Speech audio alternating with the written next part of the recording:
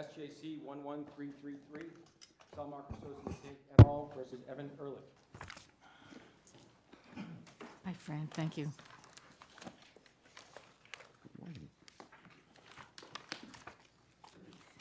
Thank you.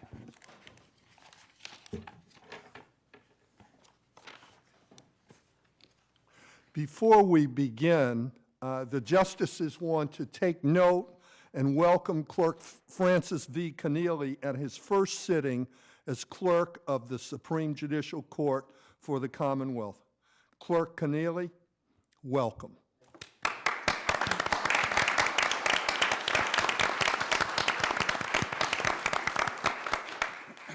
And now with that, let's begin. Good morning, Your Honors. May it please the Court, my name is Ronald Dunbar, and I represent the appellants, Selmark Associates, Marathon Sales, and David Elofson.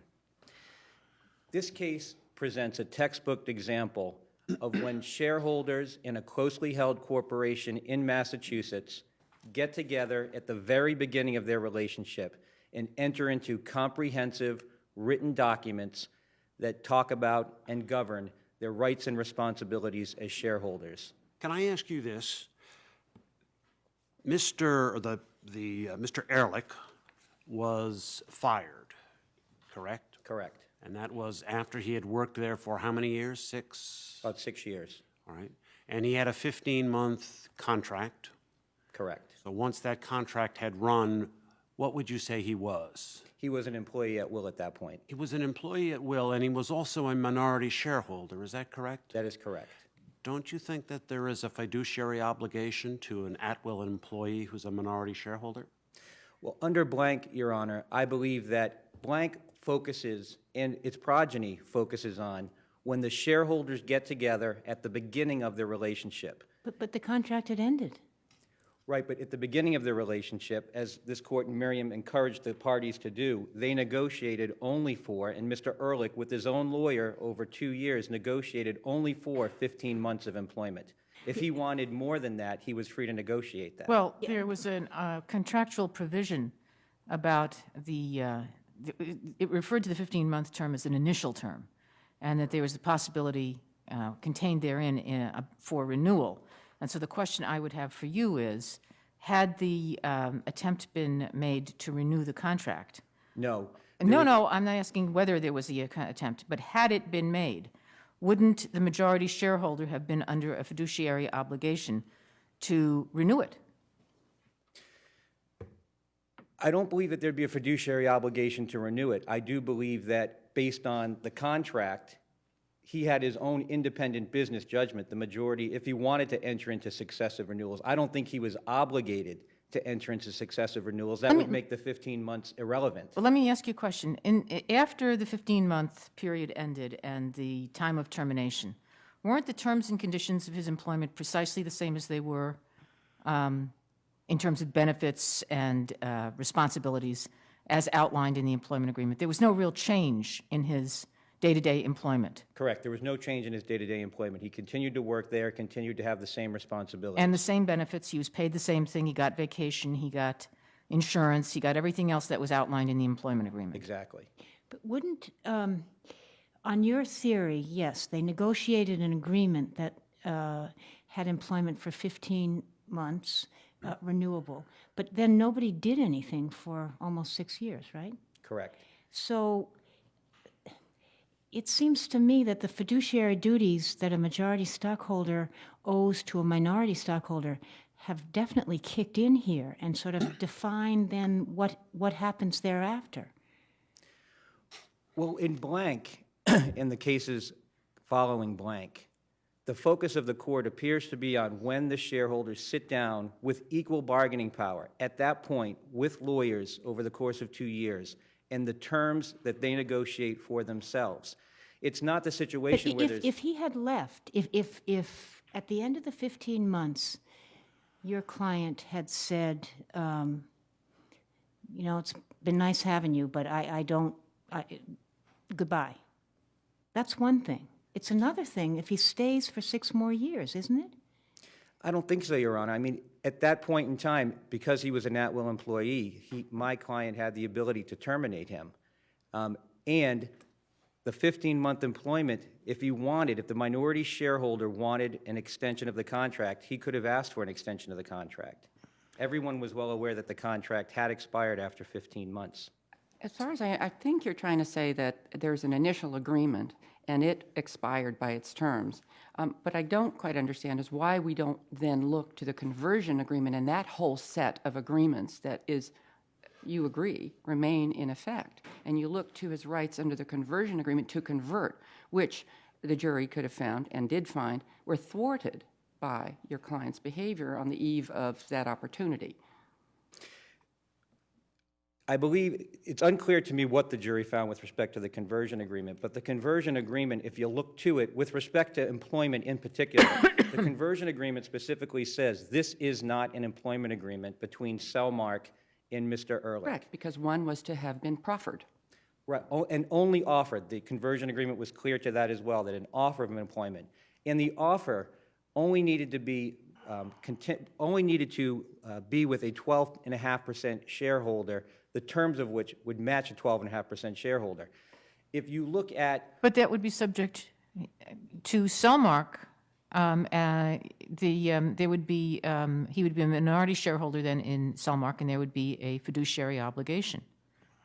Wouldn't there, to negotiate in, the highest of good faith about that employment agreement to be offered to him?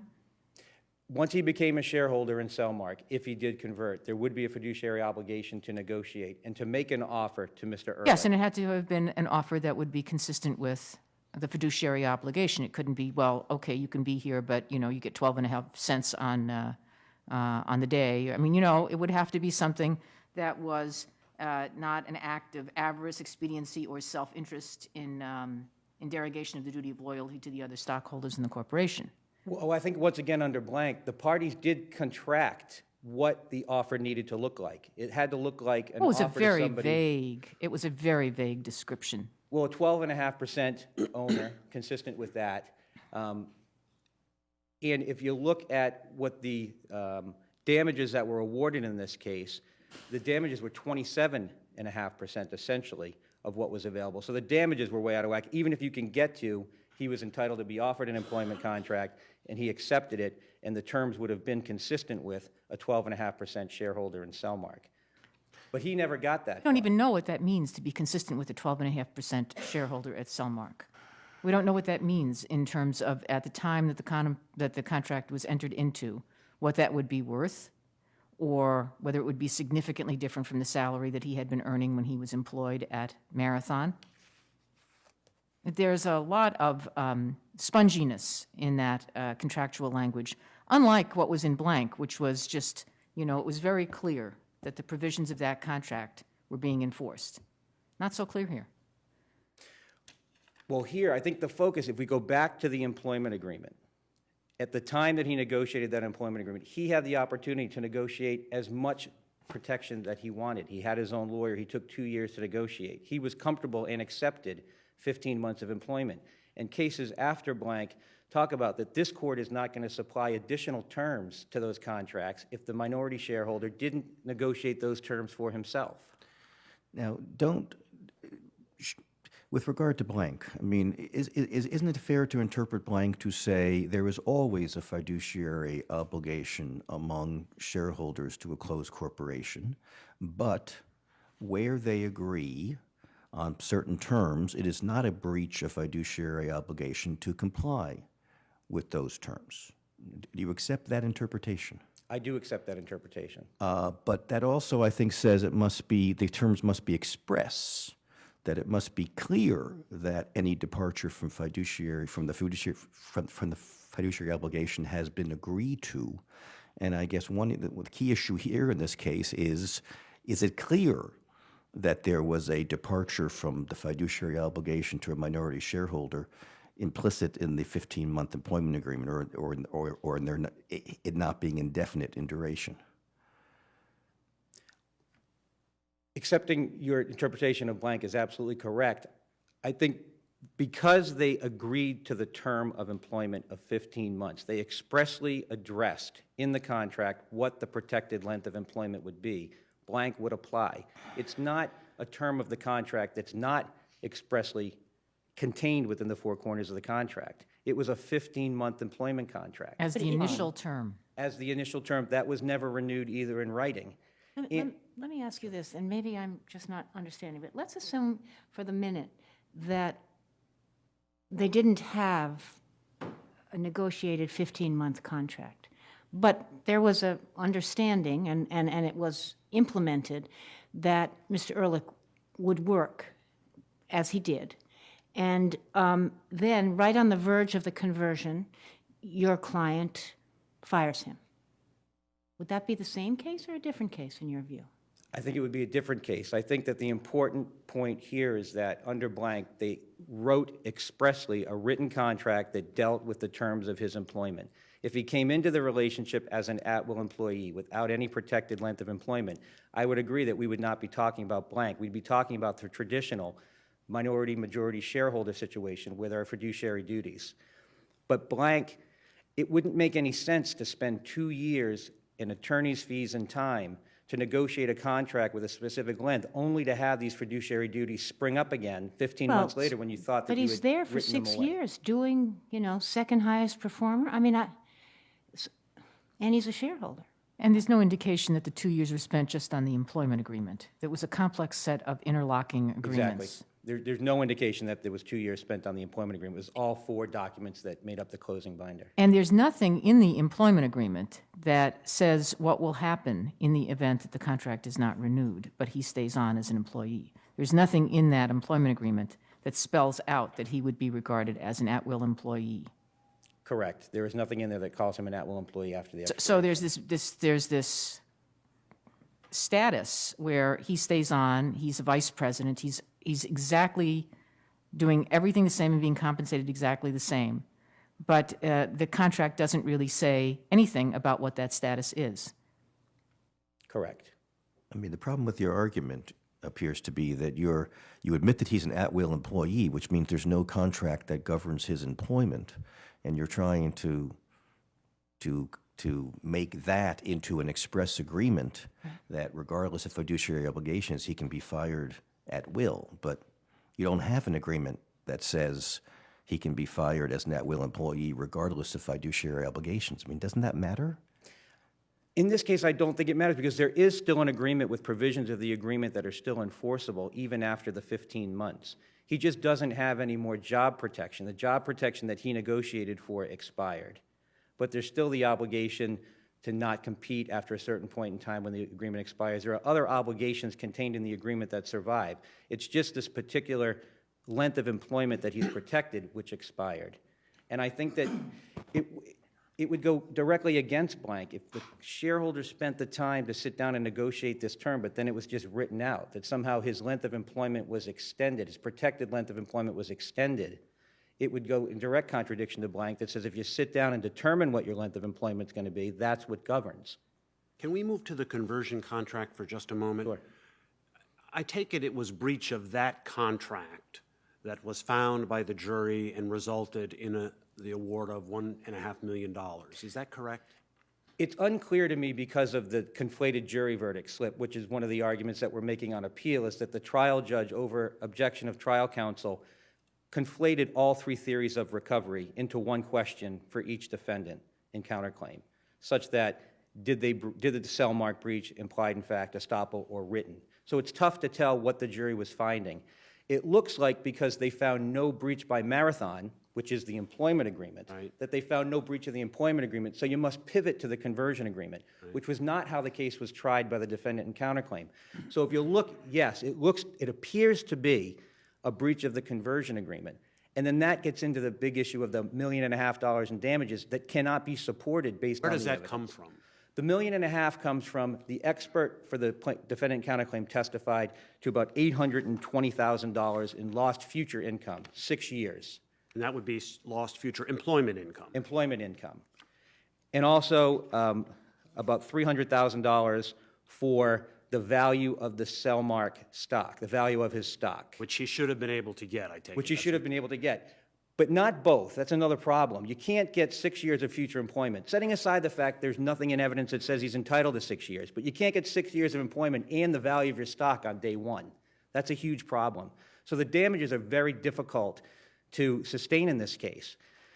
So you have the expert predicting out 6 years of damages when there are no terms, as Judge Lankin said, that you could latch onto. Where does this 6 years come from based on the conversion agreement that says we'll offer you employment consistent with 12.5%? The best he could do when he had a lawyer for a year and a half, 2 years, was 15 months. What's to say he was going to get 6 years? So you would say that assuming a breach and that's sustainable, that the damages would be limited to the value of the stock? The value of the stock, yes. Well, That's it. I'm sorry. Yes. Let's assume that what the jury essentially found was that there was a breach of his fiduciary duty as a minority shareholder, and let's assume that that would stand. How would a jury properly calculate damages with regard to loss of future employment? Based on a breach of fiduciary duty? I don't know how they would do that, Your Honor. It's clear they put a number on the breach of fiduciary duty, which was $200,000. It's hard to tell where that came from. But there was no guaranteed length of future employment for Mr. Ehrlich. Was that question, the breach of fiduciary duty that Justice Gans just mentioned, was that in the judge's instructions, the way that it was tried, was that focused on the loss of employment? Yes, the breach of fiduciary duty was focused on being let go while he was a minority shareholder, and the argument, the defendant and counterclaim was, at that point he had fiduciary duties because the employment agreement had expired. And did what was it, 240,000 or 200? I forget. It's about $220,000, I believe. 220. And it's not 224.08 or something. right, very What- specific. Was there something that went to? No, we don't have any idea where that number came from. It doesn't relate to lost future income, as the expert had opined, and we included the schedules and evidence. I'm out of time. I will rest on my brief with respect to the other arguments made. Thank you. Counsel.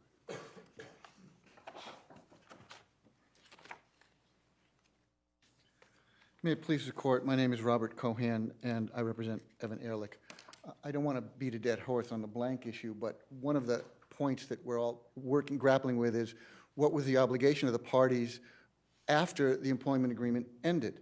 And our position, of course, is that, as what you seem to be saying, that there is a fiduciary duty that remains. It's important to know that the documents as a whole, as Justice Lank started to point out, show that there was an intention that he remain employed and become part of Selmark. The evidence was that it was Ehrlich's intention that he become, expectation he become part of Selmark. And in fact, and this is very important, Elofsson testified that he understood that as a minority shareholder, he was owed fiduciary duties and he had to be kept employed, if at all possible. That testimony is on A1702 of the transcript. Why is that the be-all and end-all that he had a subjective understanding? Because it was the understanding of all the parties that once this employment agreement ended, the fiduciary duties that a majority owes a minority remained in place. I'm not arguing that, but you just said most important of all was he understood that he would continue to be employed. I just don't know why that is the most important. I'm sorry, I misspoke if that's what you heard. The most important thing is that in Elofsson's own mind, he owed a fiduciary duty to Mr. Ehrlich, even though he was an employee at will. So it was everybody's understanding after this contract ended that the fiduciary duties that are standard for a minority, owed to a minority shareholder, remained in place. Could you explain to me, we've got the breach of contract, and I'm assuming, again, that's the stock conversion contract. Well, I think that's the right assumption because Okay. they didn't say there was a violation of the other contract. Right. So where does the $1.5 million come from under that theory of liability? Well, it's always difficult to second guess what a jury is doing. I'm just wondering what the evidence was. Obviously, they based it on some evidence of financial loss or Yeah. harm. Let me just go to my. I mean, it seems to me the breach of a conversion contract, you should get the value of the contract. Well, right, But I think the value of the stock he was supposed to get was somewhere around $350,000, $340,000, which he did not get. well, when you talk about the value of the contract, we're talking about the value of the stock, plus we're talking about the value of continued employment. And I think that's where it comes from. Now, Gordon said... Out of the conversion agreement, even though it says it's not an employment agreement? It says it's not an employment agreement, but it says when you convert and get your stock, we will give you an employment agreement. You'll be a stockholder and director, and you'll get bonuses just like you had in the past. So the value of that contract was both the value of the stock plus employment. Now, Gordon said, I think 6 years of lost wages is the right number, but that didn't mean that the jury had to agree with that. They were free to say he could have worked longer. This was a young man. In other words, the jury concluded that the employment offer that he would get after he converted his stock would be 6 years? No, Your Honor, I'm saying that the testimony from Gordon, our expert, Right. was that lost wages should be based upon going 6 years out. And so he computed the lost wages. Our expert computed lost wages based upon 6 years of lost wages. And was that number consistent with the 1.5 million that was awarded? Well, Whatever I don't know what he said. I think that the jury went higher, and I think that they did it for a very good reason. We have a young man here who's performed very well, who also was receiving bonuses. We were combining two companies. He was the number 2 producer in the company, and they were free to conclude that 6 years was not enough time, that this man was going to be working for a fair amount more than that, and that the stock was worth more than people put a value on it because this man was so good at what he did. But the stock valuation, actually, from your expert and the other expert were really close. It was in the yes, they were. $300,000 range. Yes, they were, Judge. All right, and so how does your expert opine that 6 years, that he would have been employed for 6 years after this conversion, when there was absolutely no agreement on that subject? Well, you've always got this problem when you're trying to project lost income for someone. I mean, but it's done all the time, you know, when you have somebody who dies and you've got to project what he would have earned over his lifetime to value his life. So in this case, you've got a very similar situation. How far do you project lost income where somebody's been terminated and should not have been? And you've got to base it on some sort of reasonable Terminated, evidence. I'm sorry, terminated, no, we're not talking about terminated now. Okay. That's the separate breach of fiduciary duty claim, isn't that right? Where you got termination damages, $221,000?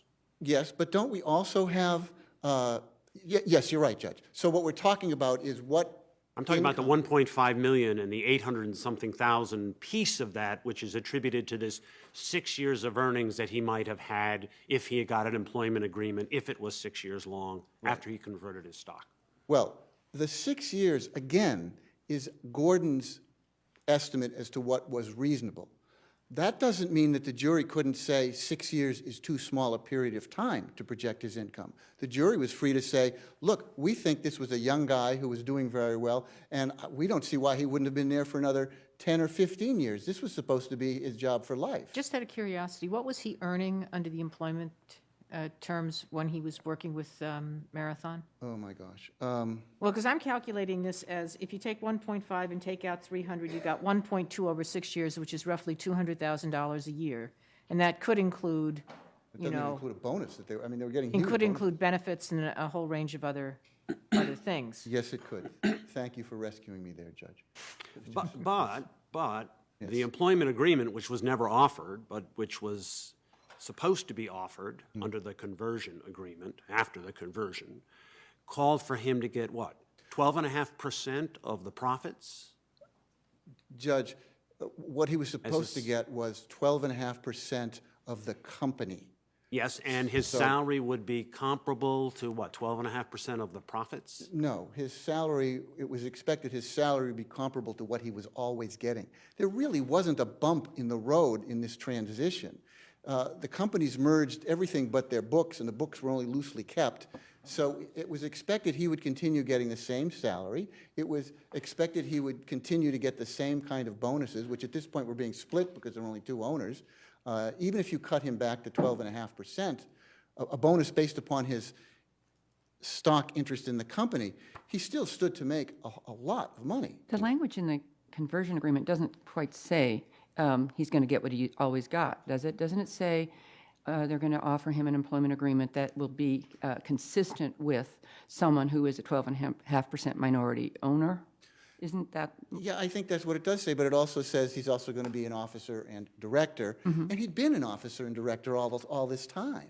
And so he was going to continue doing the same thing. Was there any evidence as to what Mr. Ilofsson was earning as a whatever percentage shareholder he was in Selmark? Yes, there was a fair amount of evidence introduced. He was making upwards of, I'm going from memory now, 800,000 or more a year because of the bonuses that he was taking. And that was as a what percent owner of Selmark?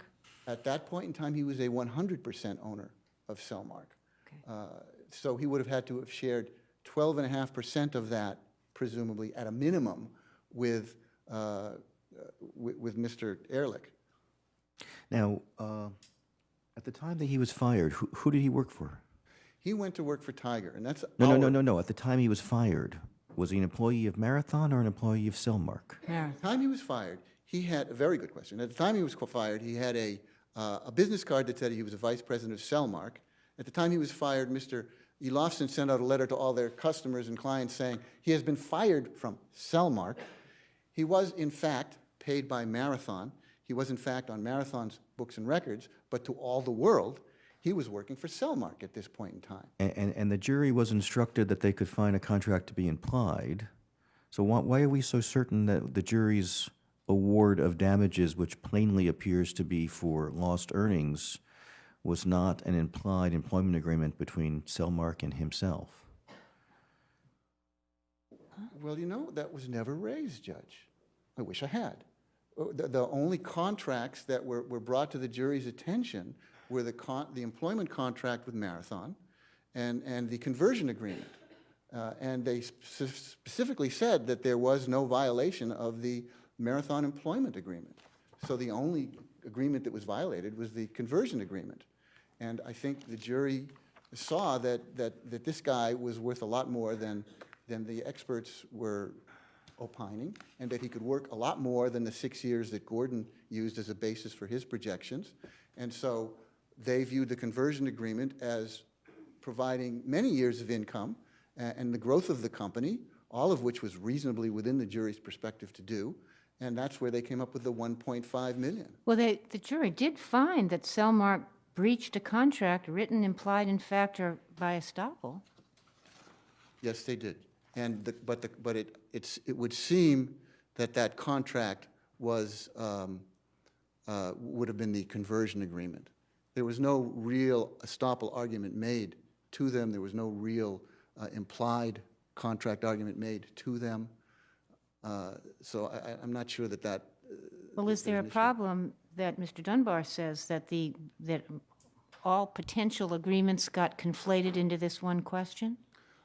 None, because the instructions to the jury were very clear, and it's very clear from the outcome that they could only be talking about the conversion agreement. I understand what you're saying about implied and all the rest of that, but really the only contract that was there for them to choose, the only arguments that were made, bless you, were related to the conversion agreement, breach of contract for the conversion agreement. I mean, it's a bit of a stretch to say that they found a breach of contract based upon something else. The breach of an implied employment agreement. Yeah, because it really wasn't part of the case that we argued below.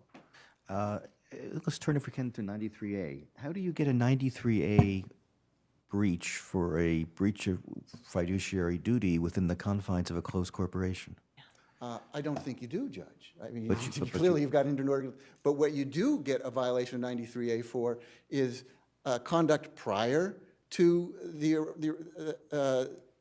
venture and after the venture ended. And the strongest one, of course, is after the venture ended. Now he's not a stockholder in Selmark. He's got an arm's length contract with him to join Selmark, which they breach.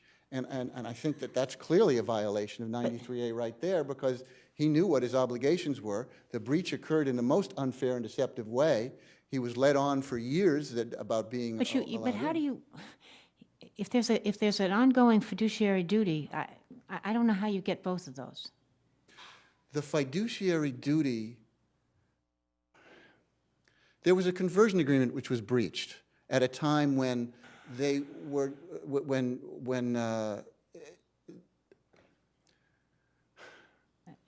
I'm trying the best to answer this. There was a fiduciary duty that was owed by Selmark and Ehrlich when the employment agreement ended to keep him employed. But is there something mutually exclusive about the concept of trade or commerce, as it's stated under 93A, and a fiduciary responsibility? Well, I think the case law makes it clear that if you are in one organization and you have a fiduciary duty to each other, then you don't have a violation of 93A. On the other hand, you can sue a lawyer under 93A, and he has a fiduciary duty to you, so but it's not this an easy whole, question. this whole, I mean, fiduciary duty is what is the animating force in this whole action, isn't it? Breach of same? Well, yes, but let's not set aside the simple breach of contract, which is the breach of the conversion agreement, when they refuse to allow him to convert his stock. That's a straightforward breach of contract claim. But it's between two people who are in a close corporation. Well, if you believe that, then the 93A claim disappears. But our position is, once he was ousted, they weren't in the corporation anymore. Now it's afterwards. So on that basis, it's not part of 93A. You know, I got about a minute left, and we brought an appeal on two issues that I think are important. When somebody gets fired for a breach of fired and frozen out in violation of fiduciary duties owed to him, he's got to be allowed to compete. It can't be said that he still owes fiduciary duties. Well, let me ask you though. I mean, what Mr. Dunbar says about that is that the basis of that was not that he went to work for Tiger. It was the fact that he took the client. I don't think it matters, Judge. Once the fiduciary duty ends, because if you fire me in breach of your fiduciary duty to me, the game's over. I can do whatever I want. I don't owe you anything anymore because you violated your fiduciary duty to me. That's what Van Gessel said, and that's what cases around the country say. And I think we should follow that. It's time we said that. In 13 seconds, I'd also like to say, But you're still a minority shareholder. we're still a minority shareholder. That's right. But that doesn't matter. You've been frozen out of the company, and the benefits that you're supposed to have as a minority shareholder are no longer available to you. Isn't that cake and eating it too? Excuse me? Isn't that having your cake and eating it too? No, Judge. When somebody breaches their fiduciary duty to you, they're liable for that, and you no longer owe them a fiduciary duty. That's what the case law says, that's what Van Gessel said, and I hope that this court will follow that. Chief, can I ask one more question? I just have a final question on this award of unjust enrichment, $34,000. What's that for? It's hard to know on what basis they gave that award. It could be some combination of a number of different things. There was no contract between Marathon, so it's difficult for me to tell. I know my time's up. I don't want to minimize the injunctive relief issue that we've raised, but I will rest on the papers on that. I think it's important for the future of all cases that we be allowed to have some protection when we get a judgment. Thank you. Thank you.